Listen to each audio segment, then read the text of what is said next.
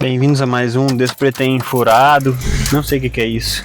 Só sinto falta dessa liberdade de conversar abobrinha. Tô fazendo uma viagem, vou aproveitar pra gravar e conversar com vocês um pouquinho. Tava com saudade de só falar merda, sem compromisso. Calor pra caralho. Em Divinópolis, dia 29, dia 30. Hoje é dia 30 ou 29 de dezembro? Não sei, só sei que eu armei uma armadilha aqui e o celular não vai cair, vai balançar, mas não vai cair de jeito nenhum. Então eu vou falando sozinho até o meu destino e vocês vão acompanhando o que vai surgir disso. Não tem essa expectativa que alguém vai ver, vai me dar uma nota, vai me reprovar. Microfone aqui, eu comigo mesmo, olhando pra mim mesmo dessa maneira aqui, ó, quase batendo no trânsito, ó. É sempre assim. Eu tinha quebrado meu celular na última vez que eu fui gravar. Ele superaqueceu. Eu fui tentar tirar rápido depois que superaqueceu. E eu quebrei a presilha que prende do jeito que faz o celular ficar no modo selfie. Aí eu desencanei, parei de gravar no carro.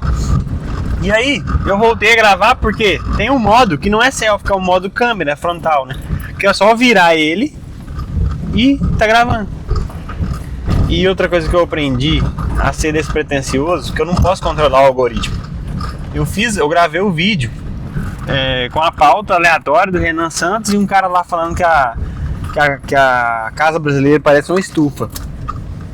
De repente, o vídeo bateu 1.700 visualizações, um vídeo de 1 hora. Será que eu fiz bem o que eu tinha que fazer? Será que eu fiz meu papel direito? Não sei. Eu sei que a única coisa que eu sei é que o vídeo bateu 1.700 visualizações e eu não sabia. E hoje eu vou deixar gravando tudo. Se alguém me parar no meio da rua, eu vou gravar. Se alguém ver que eu tô gravando, eu vou parar, eu vou gravar. Então, com ruído ou sem ruído, vamos gravar pra ver qual que é essa experiência. Eu sinto saudade de falar assim, ó. Pelo bem da minha expressão, eu sinto falta, não pelo bem do que vocês acham, entendeu? Eu sempre ligo foda-se pro que vocês acham, porque realmente só o foda-se que vai me conectar direto com a minha criatividade.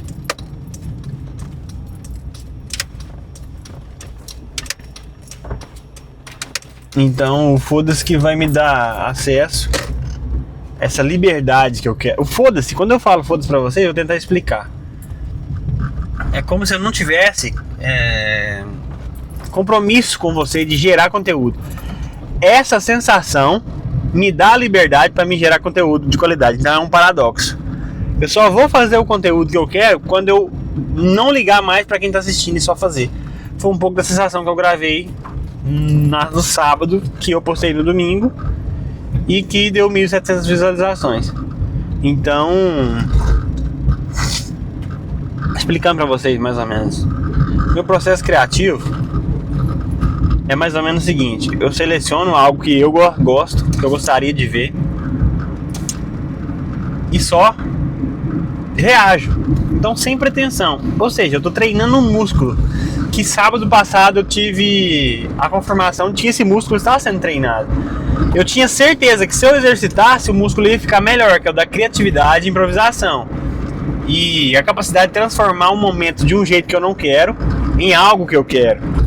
Ainda me falta mais coragem, mas eu tô levando o gravador, ó, e o celular, né, pra me gravar na rua amanhã. Eu espero ter coragem de parar, arrancar o microfone e começar a gravar. Eu só esqueci do meu terno, mas vai estar muito calor, então eu vou gravar com a roupa que eu tiver.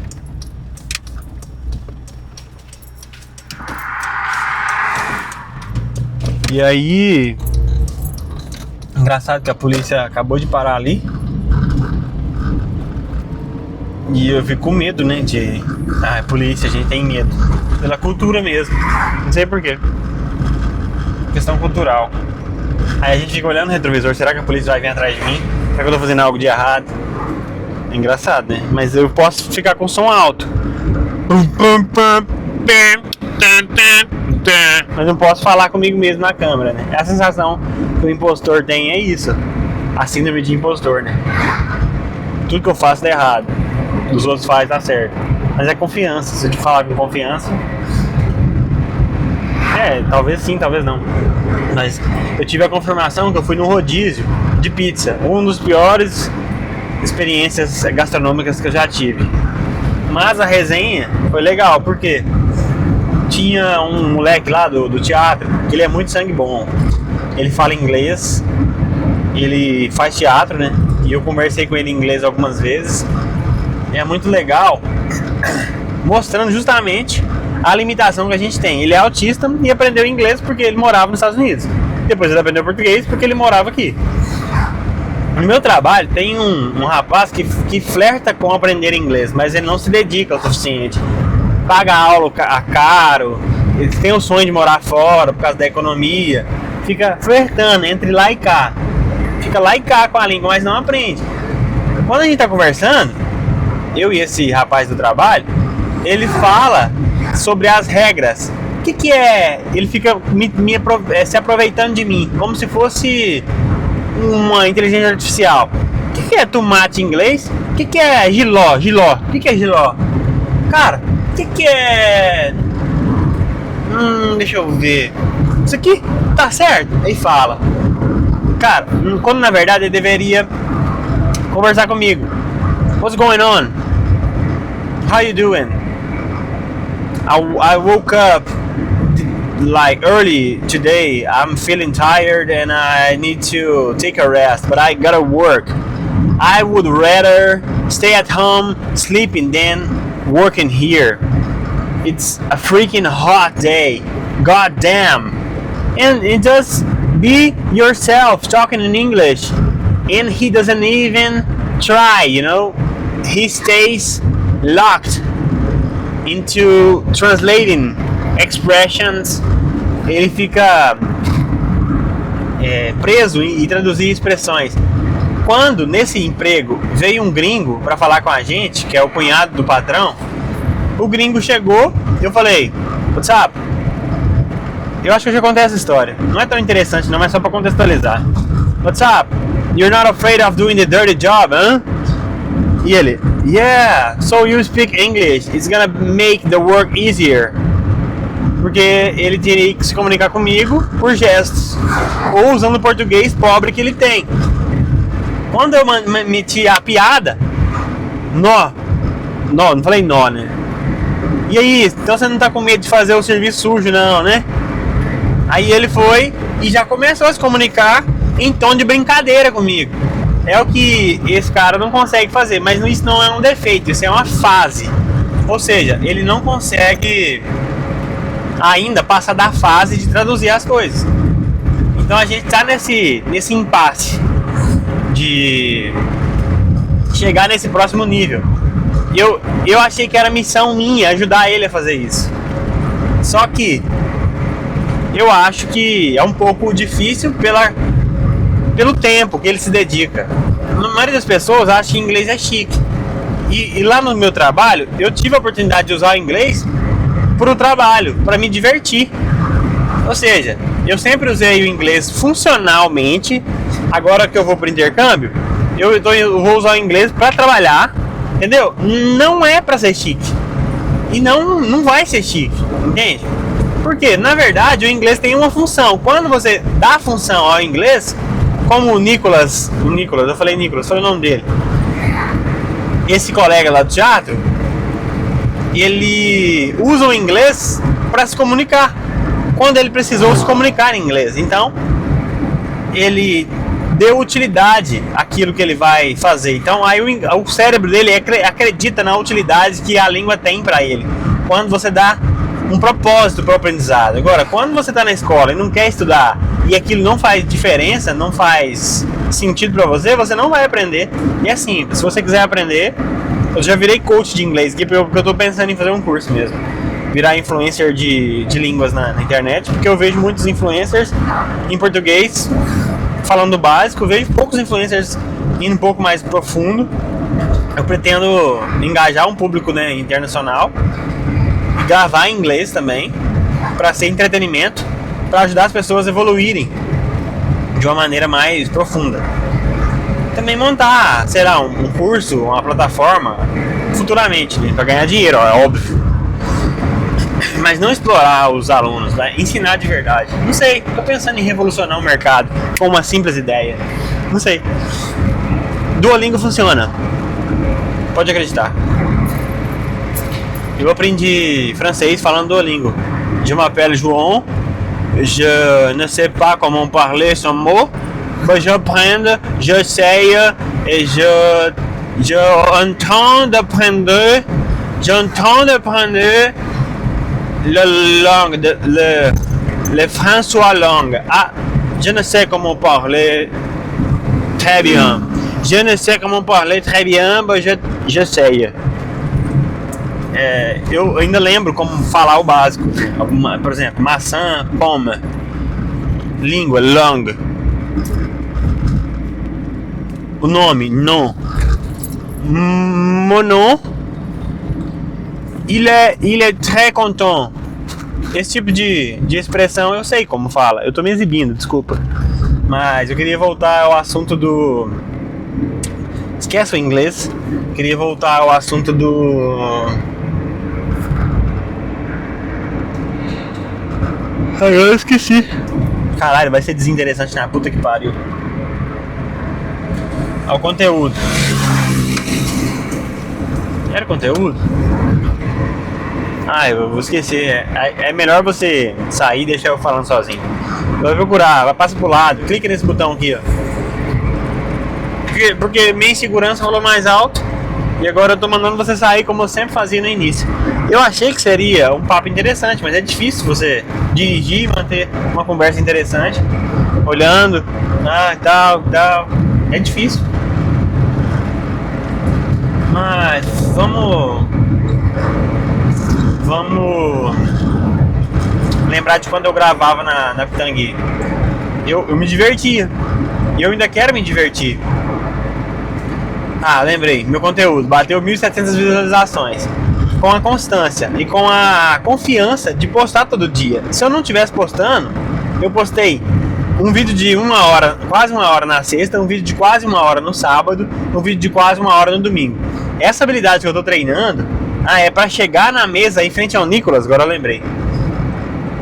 E pôr essa habilidade em prática. Foi aonde eu tive a certeza de que tá valendo a pena. Que eu fiz ele rir. Eu fiz ele dar gargalhadas na mesa durante a comida. Eu falei mal da comida. O nosso ponto foi que meu nome é Justino. Eu acho que Justino é italiano. Aí quando o Pedro chegou, o outro colega nosso, que também faz piada, que também é do teatro, dá pra improvisar, né? Pelo menos não é um amador.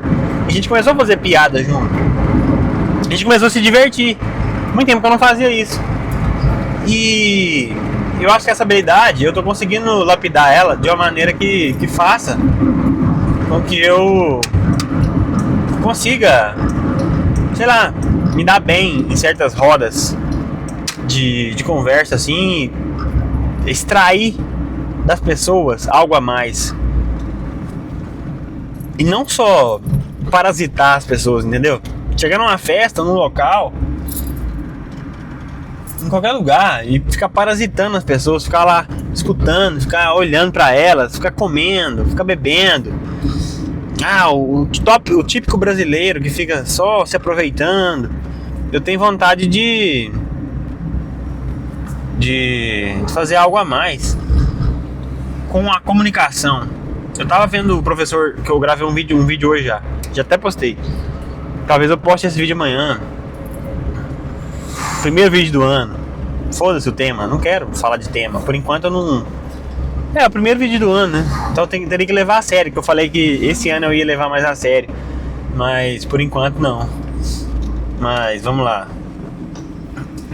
O professor falando sobre comunicação, criatividade, altruísmo, que deveria ser matéria nas escolas. E eu não tenho... Eu tô tentando aprender isso agora, entendeu? Tentando me dar bem com as conversas, tentando retirar algo de positivo de cada interação, tentando... Quando não tem um chefe por perto, uma pessoa insuportável, eu tento... Não é ser eu mesmo, é buscar aquele algo a mais que cada pessoa pode dar se você souber os gatilhos. E eu tô fazendo isso sozinho aqui. Então, e essa habilidade tá me ajudando a me desenvolver na outra área. Isso é muito legal. Finalmente eu tô colhendo os frutos. Quando eu comecei a gravar, eu tinha isso em mente, mas eu não tinha colhido nenhum fruto. Então eu tava meio frustrado. Entre algumas oportunidades de gravar, entre chamar alguns colegas, eu comecei a gravar participações aqui na Pitangui. Tô passando aqui na Pitangui agora. Eu vou vir gravar aqui amanhã de novo. Era um local de saúde que me dava boas energias. Eu gostava da sensação. Então, é um local que me traz boas memórias, conversando com meus amigos. E hoje eu entendi o que o Nicolas falou naquela época. Um dos melhores episódios que eu tive, tipo assim, a honra de gravar, né? Que eu me diverti gravando. Eu não posso esquecer do Rafael, que abriu com chave de ouro. Que ele usou a expressão, né, que era fechar com chave de ouro. Ele usou abrindo com chave de ouro, que foi o primeiro convidado. Eu custei convidar ele, mas eu convidei. O segundo, acho que foi o Arthur. E o terceiro foi o Nicolas, que ele viu os amigos dele e aí ele teve coragem. E aí foi um dos melhores episódios, porque eu já tinha testado, já tinha perdido o medo, e a gente construiu um enredo improvisado. Eu queria realmente registrar essa oportunidade que a gente tem de gravar um encontro. E a partir daí, a partir do momento que a gente tem a oportunidade de gravar os encontros, a gente começa a se encontrar mais vezes, entendeu? Promovendo a sociabilidade. Esse era o motivo, desde o início. Não sei se vocês entendem. Aí o Nicolas falou algo que foi muito forte, né? Eu até reclamei da Gabi pra ele. Depois ele perguntou, não, que a menina lá falou que você falou mal? Eu falei, foi. Aí eu falei mal da ingratidão dela. Aí a gente gravou um episódio, né? Depois que ela voltou da Inglaterra. E depois ela nunca mais falou comigo. E foi engraçado que aconteceu isso com o Zé Flávio e com a Gabi. Quando eu acabei de gravar, ela queria gravar outro. Eu falei, caramba, que ansiedade é essa? Isso atrapalha. Eu pensando, né? E o Zé Flávio falou a mesma coisa. Não, próxima vez que for gravar vai ser assim. Ah, o Fernando também. Do episódio que a gente gravou no estúdio. Eu só tô revelando os nomes porque são coisas engraçadas, é uma ansiedade. Eu penso no próximo, mas a pessoa que está sendo convidada, ela pensa na próxima participação. Eu vi alguns episódios de podcasts que as pessoas também reagiam assim. Tipo assim, no próximo episódio, não sei o que tem. E era um episódio ruim, cara, que a pessoa não sabia se comunicar e tava querendo marcar o próximo, porque ela tinha a sensação que ela não tinha rendido, que não tinha sido bom o episódio. Por isso que ela queria participar do próximo. E não falando que o episódio do Zé Flávio foi ruim, do Fernando foi ruim. Tanto é que quem mais participou foi o Cássio. E o Cássio não falou o próximo. O Fernando teve uma participação mais medíocre em comparação com o Cássio. E ele queria o próximo porque ele sabia que não rendeu tanto. Então, isso revela muito, né? Quando a gente aprende a diagnosticar essas dinâmicas, a ler, né, essas coisas. É um pouco daquela meu ex-gerente falava, que é um pouco de... Como é que fala? Esqueci o nome que o Vitor Metaforando faz, sabe? É um pouco de leitura de gestos. Tem um nome, uma magia, uma pseudociência. É uma pseudociência. E parece que a gente aprende a ler com a experiência. E quando a pessoa fala assim, cara, vamos pro próximo. O Nicolas, por exemplo, eu chamei ele pro próximo. O Patrick foi um que veio 2 vezes. Eu queria gravar a terceira. São pessoas interessantes. Mas as pessoas realmente interessantes, elas não ficam mendigando atenção desse jeito. É um pouco... Eu queria gravar com a Gabi de novo. Queria gravar com o Zé Flávio de novo. Mas são episódios que pesam. Não sei se eu consigo explicar. Quando as pessoas não estão totalmente presentes, os episódios pesam. Vou deixar a luz acesa, pra ficar mais bonitinho. Os episódios, ele tem um peso, um arrastar, sabe? A gente sente dor ao gravar, porque as pessoas têm que passar a impressão de algo. Quando eu chamei o Nicolas, a gente falou de quê? De amizade. A gente falou de amizade, que as amizades não passam de amizades dependendo do local. E isso eu levo pra mim até hoje. A frase que ele falou de estampa mental serve pra mim até hoje. Então, são conhecimentos de vivências, né, que ele passou pra mim, da experiência dele. Depois disso, ele entrou pra faculdade, tá estudando, tá namorando. A gente não tava namorando na época, nem eu nem ele. Eu não tinha constância no canal, nem eu nem ele. Ele não tava estudando. E agora eu tô até pensando em voltar a estudar. Pensando em ajeitar minha vida, né, pra voltar a estudar daqui a um tempo também. Depois que eu voltar do intercâmbio, eu vou ter mais liberdade, assim, eu imagino. Financeira também. E são coisas do episódio que me fazem pensar até hoje. Eu acho que foi o primeiro episódio que eu falei inglês. Que eu tinha liberdade com ele pra falar inglês, mesmo eu não conversando em inglês com ele. Eu tinha liberdade, eu falei, era constrangimento, awkwardness. Eu falei isso em voz alta, porque eu esqueci a palavra awkwardness em português, que era constrangimento. Aí eu fui e falei, não, como é que é a palavra? E fiquei uns 5 segundos sem falar nada. E confortável. Mesmo sem falar nada, eu fiquei confortável. E eu falei, awkwardness. E aí eu saí do armário como poliglota. Aí... é interessante. Sabe o que é interessante? O outro Nicolas que faz o fechamento do arco, que é o Nicolas, o que gravou o episódio, e o Nicolas do teatro. Os dois chamam Nicolas. E é engraçado você analisar essas coincidências. E são coincidências que acontecem. Às vezes não tem nada demais, mas a gente dá mais importância do que a gente deveria dar. Mas são coincidências que me fazem acreditar que as coisas têm um sentido, entende? Eu gostaria de gravar com o Zé Flávio, porque ele mencionou meu primo pra gente gravar com ele. E o Cadu é uma pessoa que eu falei com o Cadu, eu quero gravar com você no meu podcast. Antes de ter o podcast, eu profetizei. Aí, opa, quase virei na rua, na contramão. Eu profetizei que eu ia ter um podcast. Eu criei na mesma semana, no mesmo mês, criei o do Pretend Show, gravando em áudio. E foda-se.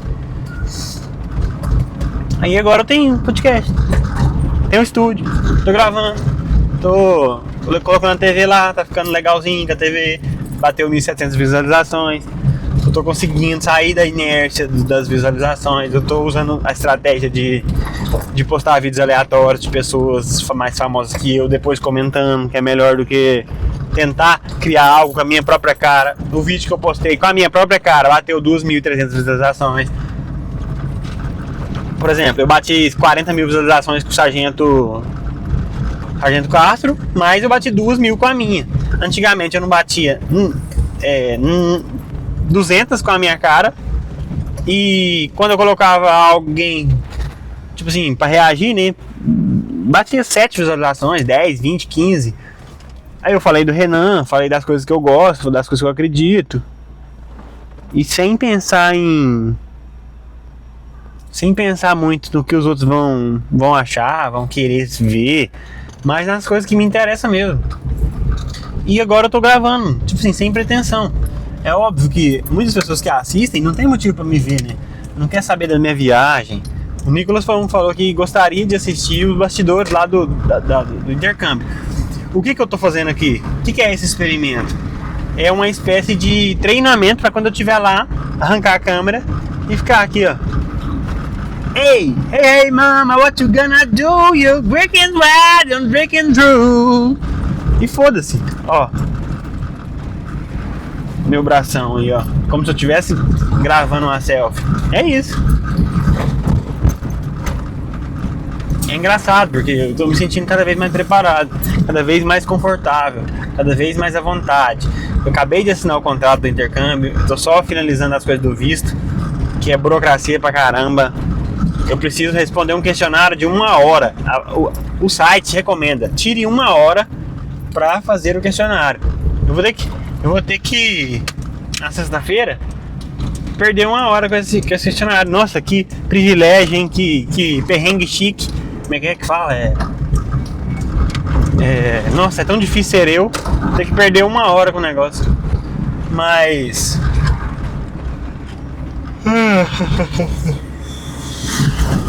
é complicado. Eu sei que é privilégio.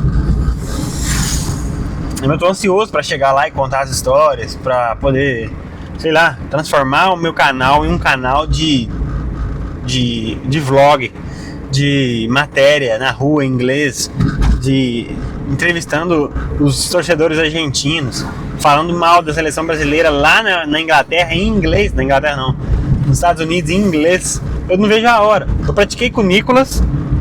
É a primeira vez que eu falei inglês gravando com alguém, né, com um convidado. Awkwardness.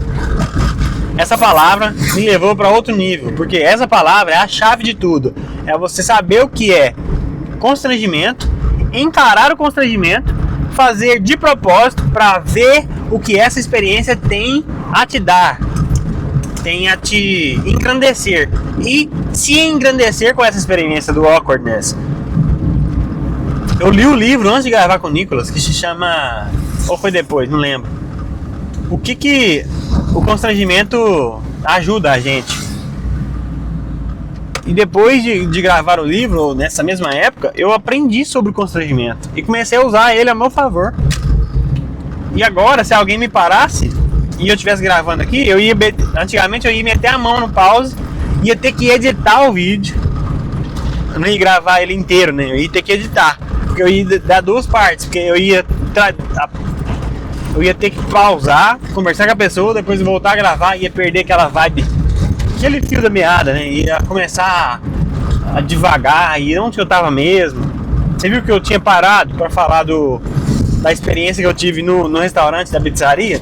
Eu não sabia onde que eu tava, aí eu comecei a falar e eu lembrei. Essa é uma técnica, só começa a falar, desapega, não fica tentando lembrar. Aí naturalmente vem, e se não vier, dá um jeito de pegar outro assunto e fazer outro assunto. Andar pra frente. Andar pra trás é meio complicado, né? Mas andar pra frente e desenvolver aquele assunto. E quando eu começo a falar assim, automaticamente não vai ter graça, né? Não vai ser piadas. Mas pra você fazer uma piada com confiança, você precisa desse desprendimento de falar com a câmera. Pra você se apresentar algum programa, pra você ser convidado pra alguma coisa e ter uma desenvoltura, você tem que perder esse medo e esse desprendimento de se cortar com quem tá ouvindo. Então eu tô praticando. Toda vez que eu faço um conteúdo ruim, como esse aqui, ó, no final das contas eu tô praticando. Entende? Tô praticando. Toda vez que eu gravo algo que não é tão legal, eu tô praticando. Então, tô sempre praticando. Pra mim é vantagem estar sempre praticando.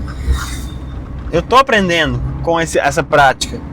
Eu tô levando pra mesa do restaurante e fazendo um show pros meus amigos. Embora eles não saibam que estão sendo usados como cobaia, eu tô comparando a minha performance. Porque num ambiente despretensioso como aquele, todas as pessoas estão livres para poder fazer piada. E muitas pessoas se acanham. Nossa, não vou falar, não vou me manifestar. E eu tava lá propositalmente com o objetivo de render, de levar algo a alguém. Aí tinha uma pessoa do meu lado que era essa pessoa, vou falar, é o Pedro. Ele já fez o curso de stand-up, ele se apresentou no dia do stand-up, então ele tem uma coisa teórica, um embasamento. Não é que ele tinha obrigação de render, mas eu rendi mais do que ele, então eu tava comparando indiretamente. E nós dois não estávamos competindo, mas estávamos num ambiente em que deixava a gente confortável para ser a gente mesmo. E eu me sobressaí, entre aspas, na minha rodinha, né, que tinha 4 pessoas. Uma coisa que as pessoas não têm noção, no meu trabalho tem uma mulher que ela humilha a outra pessoa sem saber. Aí fica assim, ó.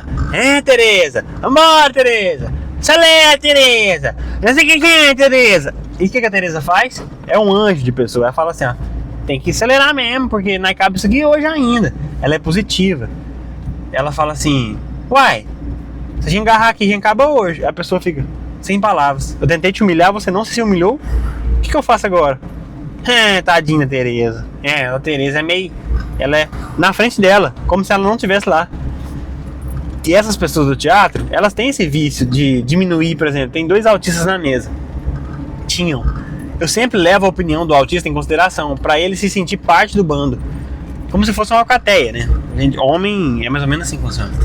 E perguntou, Nicolas, bom, você morava onde, Nicolas? É meio que um teatro, né? Você fica assim, nossa, você morava onde? Mas as pessoas não conseguem sair desse teatro. Elas ficam assim, ó. Nicolas de Deus! Que beleza! Nossa senhora! Você acha que ele não percebe que você está atuando? Ele está no teatro, ele fala inglês, ele vem de uma família estruturada, ele tem recursos financeiros. Você acha que essa pessoa não consegue discernir entre uma pessoa que está falando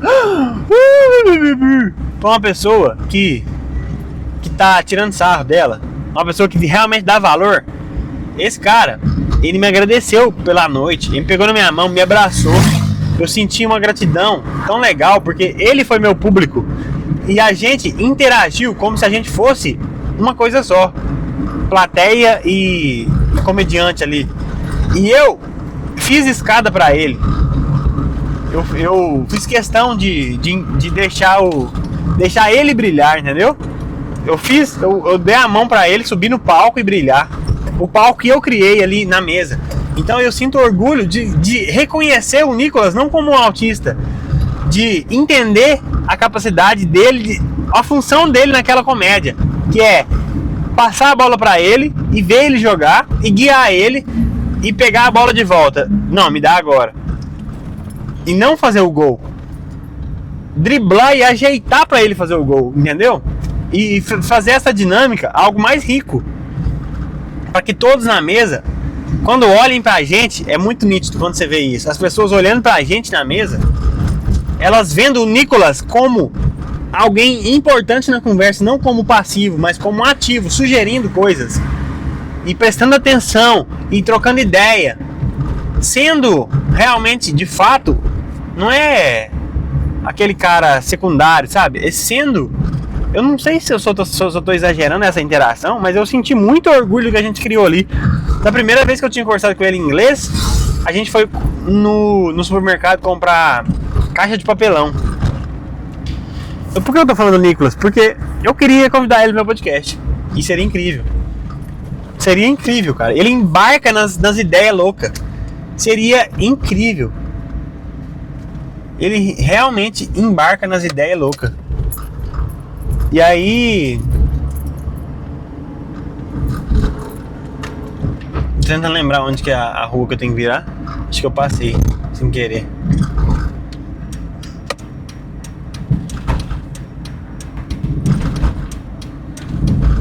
Acho que é aqui mesmo. Vamos lá.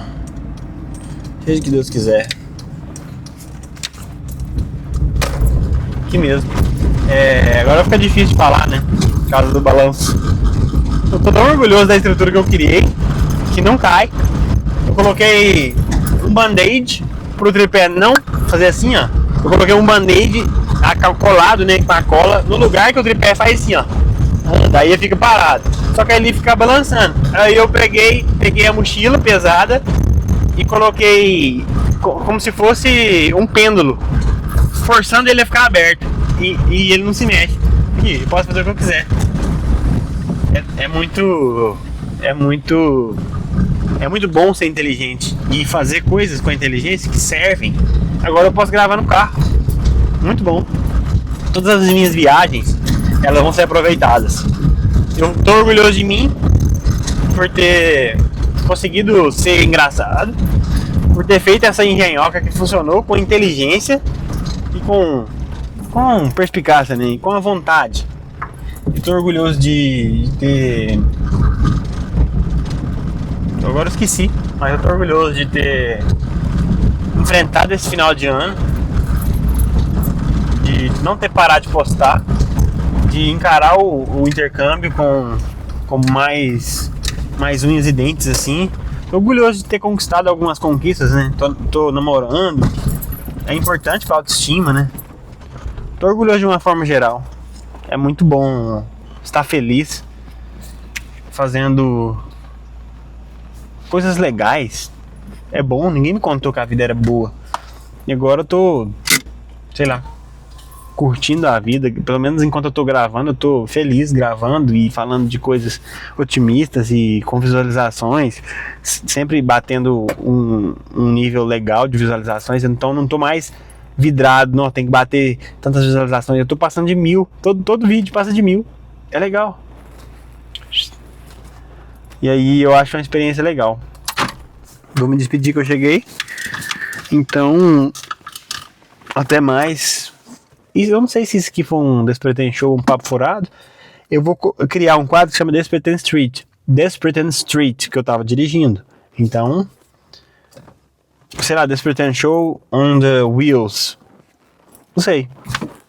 Comenta aí um nome. Talvez eu adote. Obrigado.